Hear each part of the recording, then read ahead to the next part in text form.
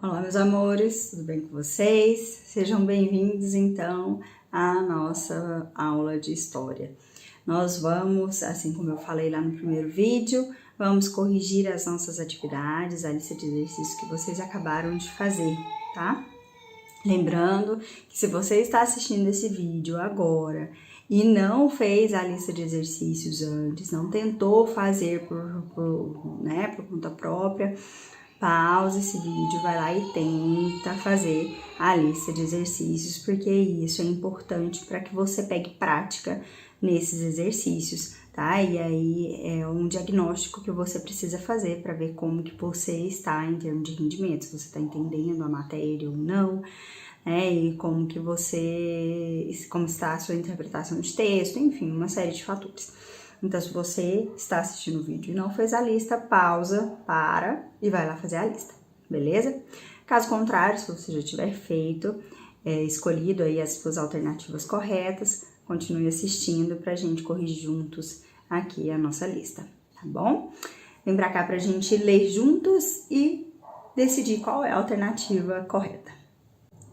Aqui, então, na nossa apresentação, né, na nossa lista de exercícios, estou gravando a tela do meu computador, é a lista que eu passei para vocês, tá? Então, lista de exercícios para história. Exercício número 1, logo já de cara, um exercício do Enem, né? Os nossos ancestrais dedicavam-se à caça, à pesca e à coleta de frutas e vegetais, garantindo a subsistência, porque ainda não conheciam as práticas de agricultura e pecuária. Uma vez esgotados os alimentos, viam-se obrigados a transferir o acampamento para outro lugar. Lembra que a gente comentou isso lá na nossa aula de pré-história, isso se chama nomadismo, né? Então, essas pessoas ali, principalmente no período paleolítico, eram nômades. Elas esgotavam ali as fontes de alimento, né, de caça, coleta e pesca de um determinado local e depois se mudava para outro em busca justamente de alimentos, tá? Vamos para as alternativas. O texto refere-se ao movimento migratório denominado pendularismo? Não. Nomadismo? Sim, né? Então, aqui no caso, a alternativa correta, letra B, uma questão super fácil, né? As outras estão erradas, né? As alternativas, êxodo rural não, transhumância não e sedentarismo não. Sedentarismo é o oposto do nomadismo. Os seres humanos se tornam sedentários quando acontece a revolução agrícola, né? Lá no período neolítico, tá? Então, a resposta certa é da número 1, letra B. Número 2, uma outra questão do Enem que traz uma imagem muito conhecida quando a gente pesquisa, quando a gente trabalha com pintura rupestre, né? Então, lembrando que pintura rupestre é uma arte, né, daquele período, do período da pré-história, em que essas pessoas desenhavam aí nas paredes das cavernas, nas pedras, situações do dia a dia, né, da sociedade em si, e isso se tornou, então, uma fonte histórica para a gente. Lembra lá das primeiras aulas que nós falamos sobre o ofício do historiador. O historiador, ele pega essas fontes, sendo elas, né, fontes verbais, fontes não verbais e consegue aí criar a sua narrativa por meio de vários outros aspectos, né, de outras fontes que ele vai reunindo e construindo as suas hipóteses e a sua narrativa, tá? Então, vamos aqui lendo o que ele quer saber. A pintura rupestre acima é um patrimônio cultural brasileiro e expressa, letra A, o conflito entre os povos indígenas e os europeus durante o processo de colonização do Brasil, a organização social e política de um povo indígena e a hierarquia entre seus membros, aspectos da vida cotidiana de grupos que viveram durante a chamada pré-história no Brasil, é justamente a letra C, né? Como eu disse agora há pouco para vocês, a pintura rupestre, caracteristicamente, ela tem esse aspecto, né, de representar aí a vida da sociedade. Então aqui na pintura nós temos aí animais, as pessoas que provavelmente estavam ali caçando, né? Aqui nós vemos algumas outras, mais pessoas, uma família, poderia ser uma comunidade, então daria abertura para várias interpretações, tá? Então as outras alternativas aqui, o conflito entre os povos indígenas e os europeus, não, porque já nesse momento nós estamos falando de século XVI, então já teria um outro tipo de cultura característica, não a pintura rupestre. Organização social e política do povo indígena e a hierarquia dos membros, não mostra aqui nenhum tipo de hierarquia, não é uma arte característica, né, do povo indígena em si. A letra C, que é a correta. Os rituais que envolvem sacrifícios de grandes dinossauros atualmente extintos. Essa é hilária, hein? Tem nada a ver. E letra E, a constante guerra entre diferentes grupos paleoíndios da América durante o período colonial. Não, o período colonial já no século XVI, como eu disse lá na letra A, já existiam outras formas de cultura neste período. Então, resposta correta desta número 2, letra C, tá? Vamos então para a próxima questão, número 4. A transição do Paleolítico Superior para o Neolítico entre 10.000 anos antes de Cristo e 7.000 anos antes de Cristo foi acompanhada por algumas mudanças básicas para a humanidade. Entre essas, poderíamos citar o aparecimento da língua falada, da linguagem falada. Não, eles já falavam, né? Nesse período já tinham essa habilidade. A gente está falando aí da transição do Paleolítico para o Neolítico, e uma das mudanças mais características deste período é justamente a domesticação dos animais, né, a criação de animais, a revolução agrícola ou revolução agropastoril, como a gente viu lá na aula da semana passada. Né? Então, essas pessoas passam a entender que elas podem cultivar o alimento, né? Elas podem preparar essa terra para haver esse plantio e podem usufruir desses benefícios ali de se tornar sedentário. Tá? Então, é a partir dessa revolução agropastoril ou revolução agrícola. Tá? Vamos ler as alternativas aqui. Letra A, a gente já descartou, o aparecimento da linguagem falada. Letra B, a domesticação dos animais e plantas.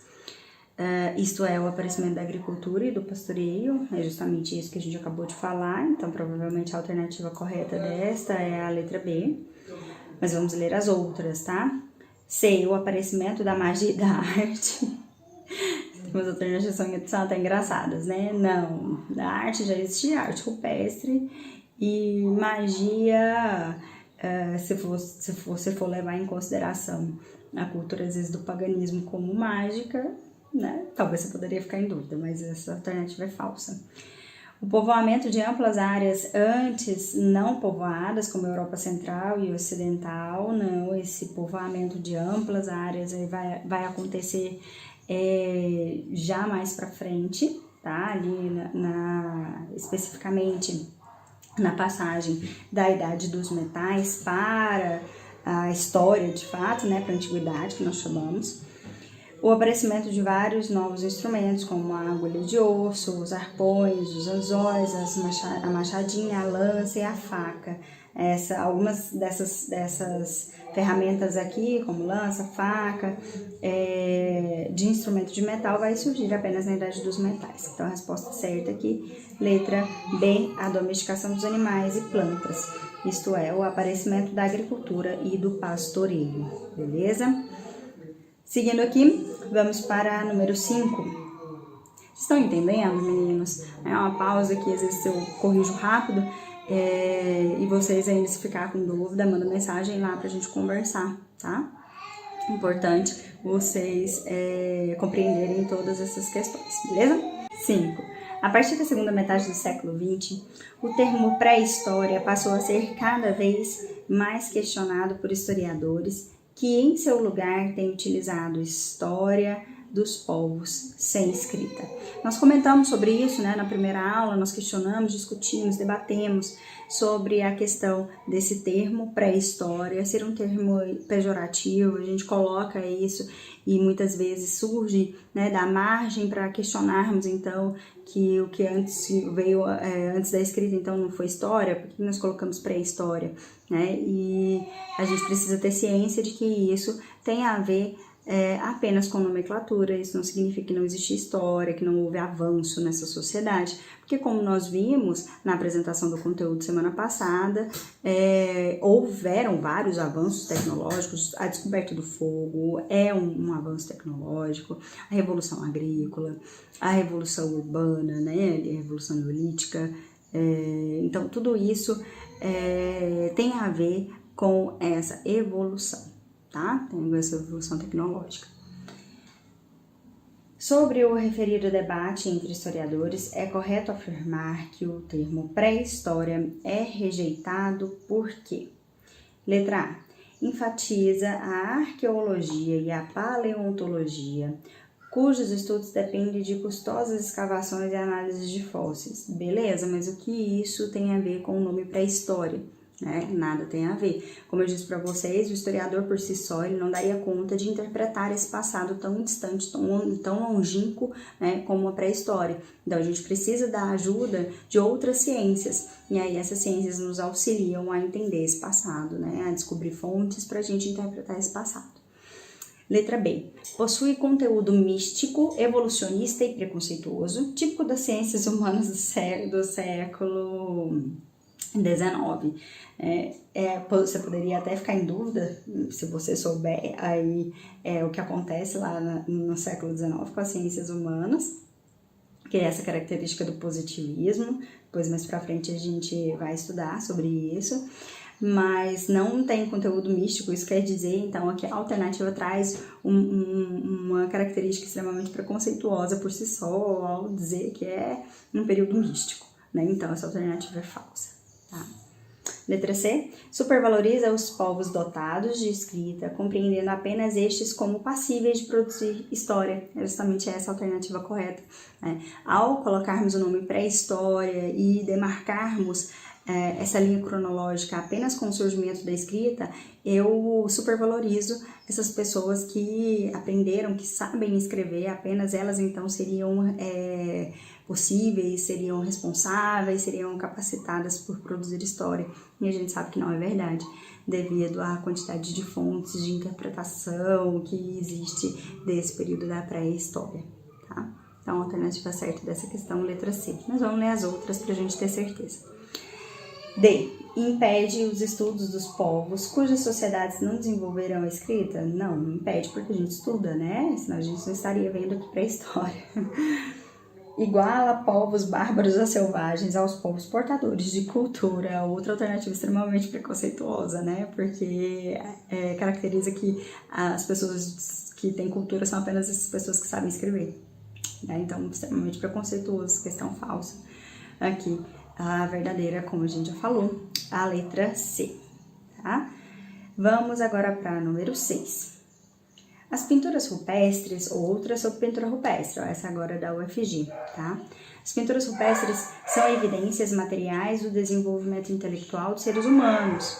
Embora tradicionalmente estudadas pela arqueologia, elas ajudaram a redefinir a concepção de que a história se inicia com a escrita, pois, letra A, funcionam como códices velados de uma comunidade à espera de decifração. Vamos ler as outras, né? Expressam uma concepção de tempo marcada pela cronologia, falsa. Indicam o predomínio da técnica sobre as forças da natureza. Atestam as relações entre registros gráficos e mitos de origem. Registram a supremacia do indivíduo sobre os membros do seu grupo. Essa questão aqui é considerada de nível médio para difícil, né? Porque ela traz, a UFG consegue fazer isso, e o Enem às vezes tem essa característica também de pegar várias alternativas que são corretas isoladamente, né, e umas que são mais verdadeiras que as outras. E para isso você precisa compreender muito bem o conteúdo, saber muito bem, né, dominar esse conteúdo e voltar ao enunciado para você conseguir entender de fato o que é que ele quer fazer, o que é que ele quer saber, né? Vamos ler aqui de novo então. As pinturas rupestres são evidências materiais do desenvolvimento intelectual dos seres humanos. Então, são fontes históricas que trazem em evidência esse desenvolvimento intelectual do ser humano, né? À medida que ele vai lá registrar, que seja por meio de desenho, mas ele está registrando, né? Ele está criando uma espécie de um documento, está criando uma fonte, embora consciente. Embora tradicionalmente estudadas pela arqueologia, elas ajudaram a redefinir a concepção de que a história se inicia com a escrita, porque elas são o quê? Elas são representação, são códigos, né, utilizados por essas pessoas. Ali, a escrita, quando você escreve, é uma linguagem mais clara, você consegue interpretar com mais facilidade. Desenho é algo mais abstrato, né, uma arte mais abstrata, então é muito mais difícil de você conseguir entender, conseguir interpretar o que aquilo quer dizer. Tá? Então, as pinturas rupestres, elas representam, né, esses desenhos e elas estão ali para poder serem interpretadas. Então, a resposta correta aqui é a letra A, tá? Beleza? Vamos para a próxima, número 7. Universidade Federal de Pernambuco. Já se afirmou ser a pré-história uma continuidade da história natural, havendo uma analogia entre a evolução orgânica e o progresso da cultura. Sobre a pré-história, qual das alternativas a seguir é incorreta? Então, nós estamos buscando a alternativa incorreta sobre a pré-história, né? Muitas vezes os vestibulares fazem isso, eles colocam essas frases mais desconexas, né, pra gente, às vezes, mais confundir do que clarear o nosso entendimento sobre a questão. Mas vamos lá, então, alternativa incorreta, beleza? Várias ciências auxiliam no estudo, como a antropologia, a arqueologia e a química, corretíssimo, né? A gente precisa dessas ciências aqui para nos ajudar nas escavações, nos ajudar a datar os fósseis, né? Então, a gente precisa dessas ciências para conseguir interpretar essa pré-história. Letra B. A pré-história pode ser dividida em paleolítico e neolítico no que se refere ao processo técnico de trabalhar a pedra, sim, tanto é que a gente chama de pedra lascada e pedra polida, né, esses dois períodos respectivamente, então essa é a alternativa correta.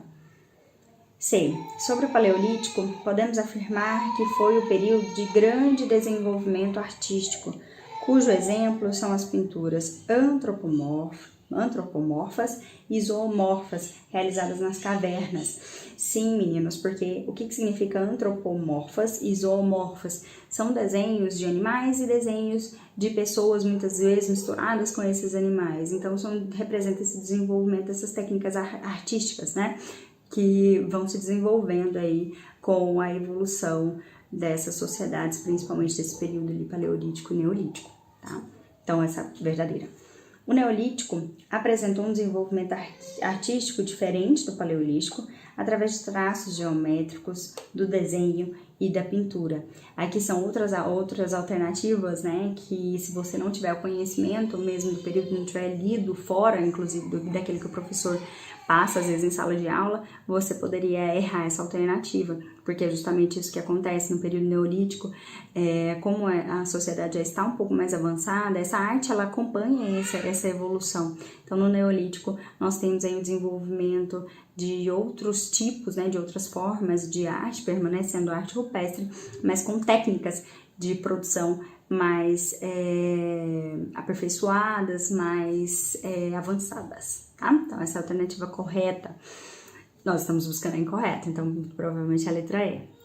Os primeiros seres semelhantes ao homem foram o Australopithecus e o homem de Java, que era bem mais adaptado que o homem Neandertal.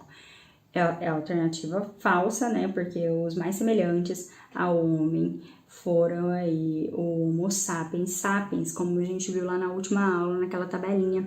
Lembra que eu falei para vocês tirarem print, inclusive, né? Mostrando essa evolução dos homens. Então, o homem mais evoluído, aquele que mais se assemelha a esse homem, é o Homo sapiens sapiens, tá?